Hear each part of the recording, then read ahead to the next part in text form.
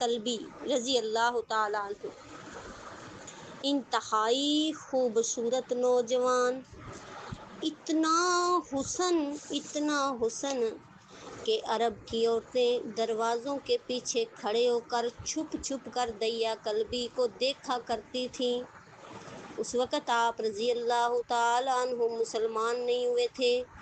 ایک دفعہ سرور کونین تاجدار مدینہ جناب محمد رسول اللہ صلی اللہ علیہ وآلہ وسلم کی نظر دیا کلبی پر پڑی۔ آپ نے فرمایا، دیا کلبی کے چہرے کو دیکھا، اتنا حسین نوجوان، اتنا خوبصورت نوجوان۔ آپ نے رات کو اللہ تعالیٰ کی بارگاہ میں ہاتھ اٹھا لیے، آپ نے دعا کی، آپ نے فرمایا، اے اللہ اتنا خوبصورت نوجوان بنایا ہے، اس کے دل میں اسلام کی محبت ڈال دے، اسے مسلمان کر دے، اتنے حسین نوجوان کو جہنم سے بچا لے۔ رات کو آپ صلی اللہ علیہ وآلہ وسلم نے دعا کی، صبح اللہ پاک نے حضرت دیا کلبی رضی اللہ تعالیٰ عنہ کو اللہ کے نبی کے پاس خدمت میں بھیج دیا۔ دیا کلبی آ کے کہنے لگے، اللہ کے نبی جی آپ کیا احکام لے کر آئے ہیں؟ آپ نے فرمایا، میں اللہ کا رسول ہوں اور اللہ ایک ہے، اس کا کوئی شریک نہیں ہے۔ پھر توحید اور رسالت کے بارے میں دیا کلبی کو بتایا۔ حضرت دیا کلبی نے اللہ کے نبی سے کہا، اللہ کے نبی میں مسلمان تو ہو جاتا ہوں لیکن مجھے ایک بات کا ڈر ہے، میں نے کچھ ایسے گناہ کیے ہیں کہ اللہ مجھے معاف نہیں کرے گا۔ آپ نے فرمایا، دیا تو نے ایسا کیسا کوئی گناہ کر لیا ہے کہ اللہ نے تجھے معاف نہیں کرنا؟ یا رسول اللہ، میں اپنے قبیلے کا سردار ہوں، میں اپنے قبیلے کا سربراہ ہوں، ہمارے ہاں پیدائش پر بچیوں کو زندہ دفن کر دیا جاتا اور میں قبیلے کا سردار ہوں، اس لیے میں نے 70 گھروں کی بیٹیوں کو زندہ دفن کیا ہے، آپ کا رب مجھے کبھی معاف نہیں کرے گا۔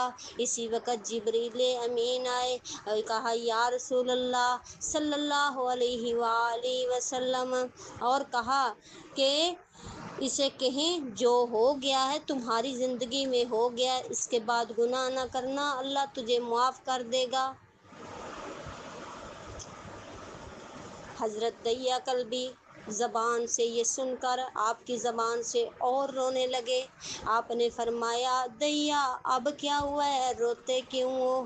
حضرت دیا کلبی کہنے لگے، اے اللہ کے رسول، میں نے ایک اور بھی بڑا گناہ کیا ہے جس کا آپ کے رب کو کبھی مجھے معاف نہیں کرے گا۔ اللہ کے نبی نے فرمایا، دیا کون سا ایسا گناہ کیا ہے، بتاؤ نا۔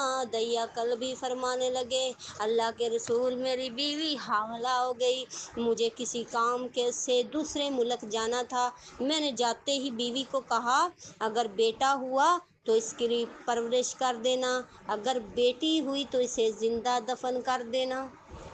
دیا روتے جا رہے ہیں، واقعہ سناتے جا رہے ہیں، کہتے ہیں، میں اتنے عرصے بعد واپس آیا، میں نے دروازے پر دستک دی، اتنے میں ایک چھوٹی سی بچی، ننھی منی پیاری پیاری بچی نے دروازہ کھولا اور پوچھتی ہے، کون ہے آپ؟ میں نے کہا، تم کون ہو؟ وہ بچی بولی، میں اس گھر کے مالک کی بھی بیٹی ہوں۔ وہ کہتے ہیں، آپ کون؟ کہتے ہیں، میں، یا رسول اللہ، میرے منہ سے یہ بات نکل گئی کہ تم بیٹی ہو اس گھر کے مالک کی؟ تو وہ کہنے لگی، ہاں میں اس گھر کے مالک کی بیٹی ہوں۔ یا رسول اللہ، میرے منہ سے یہ بات نکلنے کی دیر تھی، اس چھوٹی بچی نے، میں نے کہہ دیا کہ اس گھر کا مالک میں ہوں، چھوٹی بچی نے میری ٹانگوں سے مجھے پکڑ لیا، مجھے بابا بابا کہہ کے پکارنے لگی، بابا آپ کہاں چلے گئے تھے؟ بابا میں نے بڑا انتظار کیا، بابا۔ اس نے بڑے میرے ساتھ لاڈ شروع کر دیے۔ دیا کلبی کہتے ہیں، میں روتا جا رہا اور اللہ کے نبی نے فرمایا، سے کہنے لگا، اے اللہ کے نبی، میں نے بیٹی کو دھکا دے دیا اور جا کر اپنی بیوی سے پوچھا، یہ بچی کون ہے؟ بیوی رونے لگی اور کہنے لگی دیا یہ تمہاری بیٹی ہے۔ یا رسول اللہ مجھے پھر بھی ترس نہیں آیا۔ میں نے سوچا میں قبیلے کا سردار ہوں، اگر اپنی بیٹی کو دفن نہ کیا تو لوگ کہیں گے ہماری بیٹیوں کو دفن کرتا رہا ہے اور اپنی بیٹی سے پیار کرتا ہے۔ دیا کی آنکھوں سے وہ واقعہ بیان کرتے ہوئے زور سے آنسو نکل رہے، ہزاروں کے تار رونے لگ گئے۔ یا رسول اللہ وہ بچی بڑی خوبصورت تھی، وہ بچی بڑی حسین تھی، میرا دل کر رہا تھا میں اسے سینے سے لگا لوں۔ پھر سوچتا تھا لوگ یہ باتیں نہ کہیں کہ اپنی بیٹی کی باری آئی تو دفن کیوں نہیں کیا۔ میں گھر سے بیٹی کو تیار کروا کے نکلا، میری بیوی نے میرے پاؤں پکڑے، دیا اسے مارنا نہیں، دیا یہ تمہاری بیٹی ہے، ماں تو آخر ماں ہوتی ہے۔ میں نے بیوی کو پیچھے دھکیل دیا، دھکے دے دیے اور بچی کو لے کے چل پڑا۔ راستے میں میری بیٹی کہنے لگی بابا مجھے نانی کے گھر لے کے جا رہے ہو، بابا کیا مجھے کھلونے لے کے دینے جا رہے ہو، بابا تم کدھر چلے گئے تھے۔ دیا روتے جا رہے ہیں، واقعہ سناتے جا رہے ہیں۔ یا رسول اللہ میں بچی کے سوالوں کا جواب نہیں دیتا، وہ پوچھتی جا رہی ہے بابا کدھر چلے گئے تھے، کبھی میرے منہ کے ساتھ منہ لگاتی ہے، کبھی میرے بازو پکڑتی ہے، کبھی اپنے بازو میرے گلے میں ڈالتی ہے، لیکن میں نے کچھ نہیں بولا۔ ایک جگہ پہ جا کے میں نے اسے بٹھا دیا، اس کی قبر کھودنے لگ گیا۔ نبی صلی اللہ علیہ وآلہ وسلم دیا کی زبان سے واقعہ سنتے جا رہے ہیں اور روتے جا رہے ہیں، روتے جا رہے ہیں۔ میری بیٹی نے جب دیکھا میرا باپ دھوپ میں سخت کام کر رہا ہے، اٹھ کر میرے پاس آئی، اپنے گلے سے چھوٹا سا دوپٹہ اتارا، میرے چہرے سے ریت صاف کرتے ہوئے کہتی ہے بابا دھوپ میں کام کر رہے ہو، بابا چھاؤں میں آ جاؤ، بابا یہ گڑھا کس کے لیے کھود رہے ہو، بابا اس جگہ کون جائے گا، بابا گرمی بڑی ہے چھاؤں میں آ جاؤ، ساتھ ساتھ میرا پسینہ صاف کرتی ہے، ساتھ ساتھ میرے کپڑوں پہ لگی مٹی صاف کرتی ہے، لیکن مجھے پھر بھی ترس نہ آیا۔ آخر جب میں نے قبر کھود لی، میری بیٹی میرے پاس آئی، میں نے اس کو دھکا دے دیا، وہ قبر میں گر گئی، میں اس پر مٹی اور ریت ڈالنے لگ گیا۔ بچی ریت میں سے روتی ہوئی اپنے چھوٹے چھوٹے ہاتھ میرے سامنے جوڑ کر کہنے لگی بابا میں کھلونے نہیں مانگتی،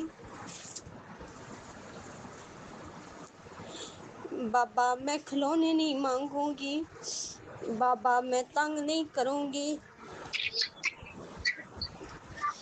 بابا میں نانی کے پاس جانے کا بھی نہیں کہوں گی، بابا میری شکل اتنی بری ہے میں زندگی میں دوبارہ تمہارے سامنے بھی نہیں آؤں گی،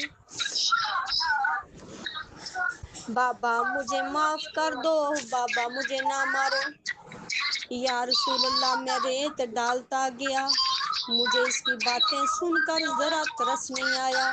میری بیٹی پر جب مٹی مکمل ہو گئی، صرف اس کا سر رہ گیا تو میری بیٹی نے میری طرف توجہ ختم کر لی اور بولی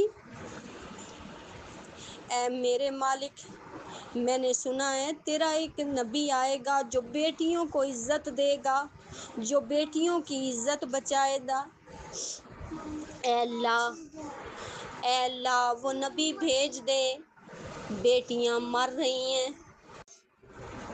اے اللہ وہ نبی بھیج دے، بیٹیاں مر رہی ہیں۔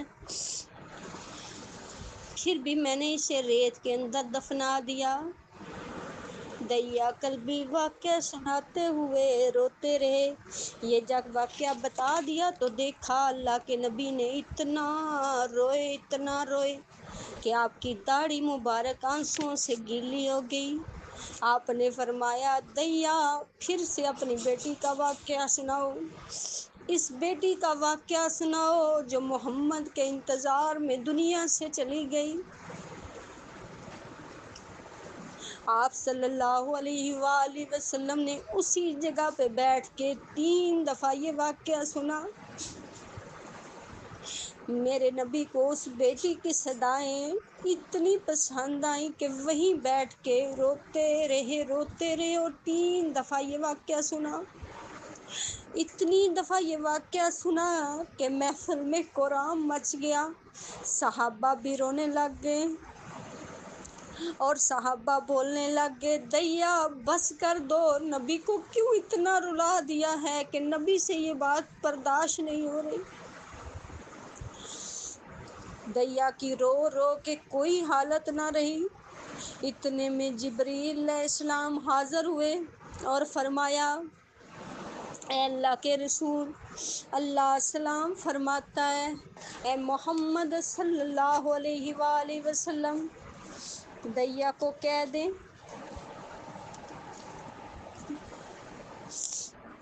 اس وقت تک جب اس نے اللہ اور آپ صلی اللہ علیہ وآلہ وسلم کو نہیں مانا تھا، اللہ نے جتنے بھی اس نے گناہ کیے اللہ نے معاف کر دیا۔ اور اللہ کے نبی صلی اللہ علیہ وآلہ وسلم نے یہ واقعہ سن کے فرمایا، جس نے 2 بیٹیوں کی کفالت کی، انہیں بڑا کیا، ان کے فرائض ادا کیے، اور قیامت کے دن وہ میرے ساتھ اس طرح کھڑا ہوگا جیسے شہادت والی اور 7 والی انگلی آپس میں۔ جس نے 2 بیٹیوں کی پرورش کی، کسی نے 4 کی، کسی نے 5 کی، اور جو بیٹیوں کی پیدائش پہ گھبراتا نہیں، اس کے لیے کیا فرمایا کہ وہ قیامت والے دن میرے ساتھ ایسے کھڑا ہوگا۔ تو قصہ لمبا ہو گیا، لیکن میں چاہتی ہوں کہ جس نبی نے ہمیں یہ حقوق دلوائے، اگر آج یہ تعلیم ہمارے لیے نہ ہوتی تو ہم بھی شاید زندہ ہی دفن کی جاتی۔ اور اس کے باوجود یہاں ڈیپلی بات، اور اس میں یہ ہمیں ملتا ہے کہ اگر ہمارے لیے اسلام نے اتنی عزت دی تو ہم اسلام سے کیوں دور بھاگتی ہیں؟ ہم کیوں اسلام کو صحیح معنوں میں نہیں لیتی؟ ہم کیوں اپنی بہن بیٹیوں کی عزتوں کو محفوظ نہیں رکھ سکتی؟ ہمیں مشکل لگتا ہے۔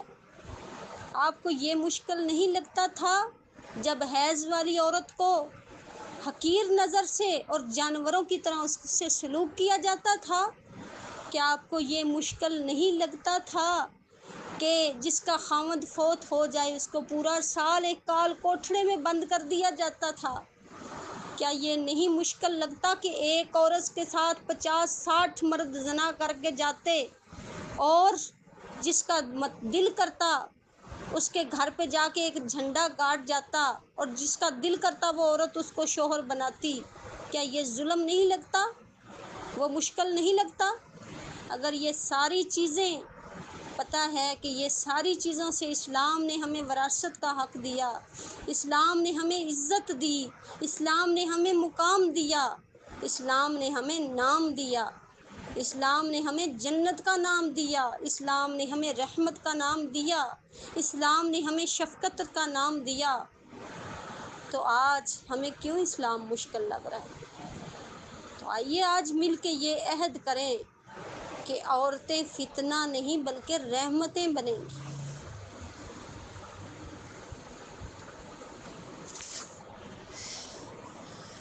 تو یہ آیت جو ہے وہ انشاءاللہ وقت مکمل ہو گیا، تو یہ آیت نیکسٹ جمعے ہم اس کو کمپلیٹ کریں گے، اور اس کا جو باقی حصہ ہے دنیا عارضی ہے، اس کو ڈیٹیل میں، جیسا کہ آج عورت کے بارے میں بات کی، اسی طرح اس کو بھی ڈیٹیل میں بتانے کی کوشش کریں گے، کیونکہ میں